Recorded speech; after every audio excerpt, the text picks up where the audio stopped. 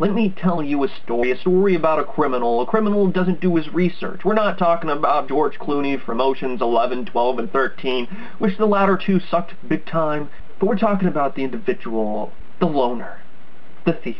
So he takes it upon himself to, well, rob from a store, office, whatever he can find, without doing his research, and he didn't realize that it was a taekwondo studio. When the instructor heard that there was noises coming from his office, he checked it out, saw the robber, grabbed him by the neck, made him sit down, and called the police in front of him. So what would any honest criminal do after he got caught? He runs for dear life.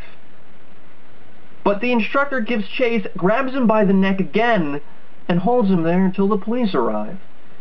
What happened to all the criminals that we admire? Have you ever seen Heat? Robert De Niro's character, directed by Michael Mann?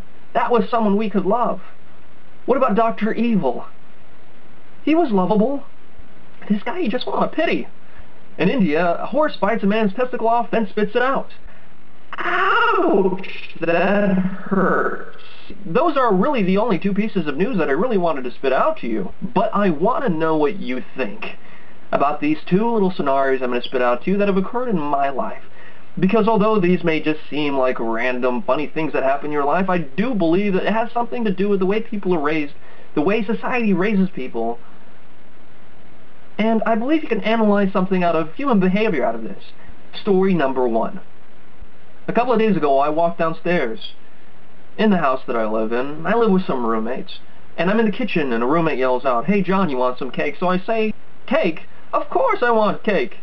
And he says, "Well, come on, let's have cake." So I go to his room. He's got a pretty big room. He's got people sitting on the couch. There's a party going on. And I meet a couple people, but some of the people are a lot more drunk than I am, and I knew that I wouldn't really be getting much out of it if I interacted with them, so I kind of left that alone. There was also talk of a beer run, but before there was a beer run, we decided to have some cake first. We broke some cake, and it was served to us in our hands, not on plates, huge chunks. And some of us took it upon ourselves to eat it out like this, you know, right? And some of us who were civilized ended up getting some napkins and put on some napkins and then ate it bit by bit. There was a girl there, and she was laughing and pointing at some guy saying, "Oh my God, look at you got food on you."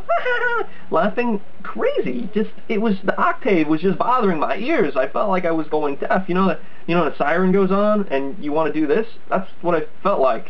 I felt like breaking glass in my ears. And anyway, she was just laughing because this one guy had cake all over him because he was one of the ones that was eating out of his hands. And me and this guy, the most sober people in the group, we ended up going to the gas station, grabbed some beers, we came back, and when I came back, I, looked at my roommate and his dear friend, and I said, "Hey, we're back with some beer." And they started to laugh maniacally, and I'm like, what the hell is going on? And they just kept on laughing at me.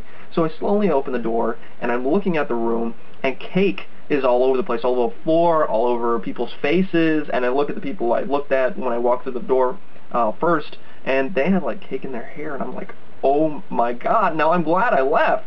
But, no, I'm glad I'm left. Now, I am glad that I left, but I wish I was there because that cake was good, and I'd be like, "Hey, before you start bathing in this, let me have some more cake."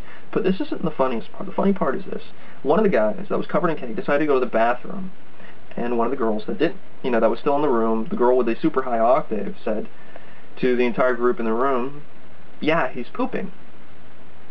And she decides to go into the bathroom immediately. And before her entire body enters the bathroom, she sticks her head out and looks at all of us and says, "He likes pooping almost as much as I do, because I like to poop." Analyze that for me. Second story.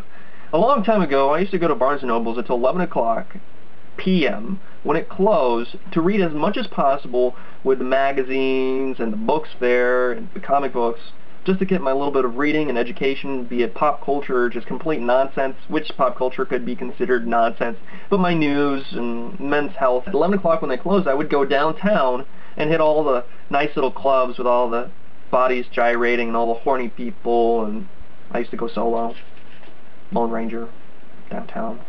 But that's not the point.